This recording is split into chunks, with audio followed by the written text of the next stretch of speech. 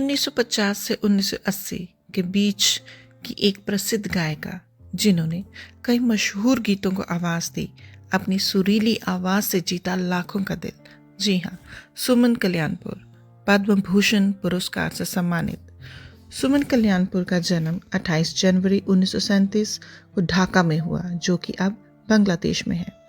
पिता का नाम शंकरराव हेमाड़ी और माता का नाम सीता हेमाड़ी। सुमन कल्याणपुर, जो कि सिनेमा जगत का एक ऐसा नाम है, एक ऐसी आवाज है कि जिनके गाए गीत आज भी श्रोताओं के दिलों में बसे हुए हैं। सुमन कल्याणपुर जी का रुझान बचपन से ही पेंटिंग में था और वह एक पेंटर बनना चाहती थी, किंतु साथ ही साथ संगीत में भी रुचि बचपन से ही थी और उन्होंने शास्त्रीय संगीत की विधिवत शिक्षा भी ली। समय के साथ साथ संगीत के प्रति उनकी लगन और सुरों की समझ ने उन्हें मुंबई के संगीतकारों के बीच पहचान दिलाई। 1950 से 1980 के बीच का समय, जिसे सिनेमा जगत में गोल्डन इरा कहा जाता था, उस समय के जो मशहूर गाने होते थे, सुमन कल्याणपुर जी ने एक अहम रोल अदा किया है। सुमन कल्याणपुर ने हिंदी, मराठी, गुजराती, कन्नड़, पंजाबी और अन्य भाषाओं में हजारों गाने गाए, जिनकी आवाज की मधुरता, सरलता और गहराई का अद्भुत मेल है।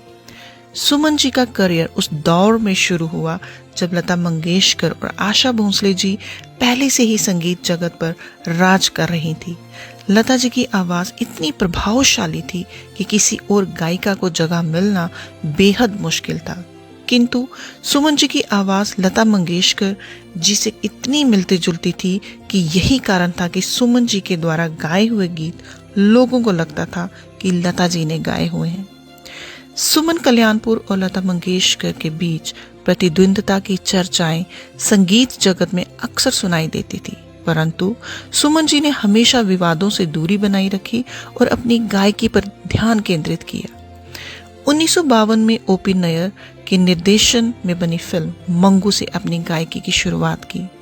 उनके गाए गीतों में एक मासूमियत और सादगी झलकती थी, जिसने जल्द ही उन्हें संगीत निर्देशकों का पसंदीदा बना दिया। इसके बाद सुमन कल्याणपुर जी ने मोहम्मद रफी जी के साथ 140 युगल गीत रिकॉर्ड किए।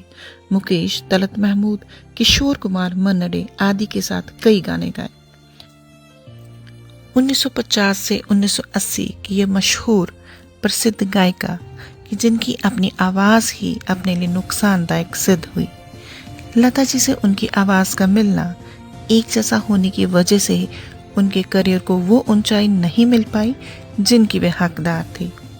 सुमन जी द्वारा गाए कुछ अमर गीत, न तुम हमें जानो न हम तुम्हें जाने, दिल एक मंदिर है, तेरा मेरा प्यार अमर है, बहना ने भाई की कलाई पर प्यार बांधा है और कुछ ऐसे ही दिल को छू लेने वाले गीत। सुमन जी की आवाज में दर्द, प्रेम और सौंदर्य का मिश्रण था, जो उन्हें हर शैली के गीतों के लिए उपयुक्त बनाता था।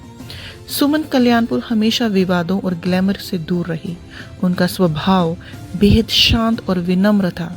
उन्होंने अपने करियर को महत्व दिया, लेकिन कभी अपने आत्मसम्मान से समझौता नहीं किया।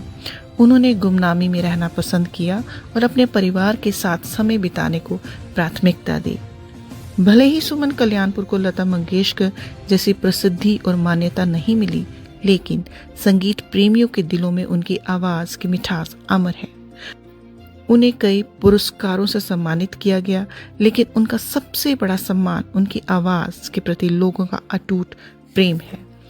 सुमन कल्याणपुर का जीवन और संघर्ष हमें यह सिखाता है कि सच्ची प्रतिभा हमेशा अपनी चमक बिखेरती है, चाहे परिस्थितियां कितनी भी कठिन क्यों ना हो।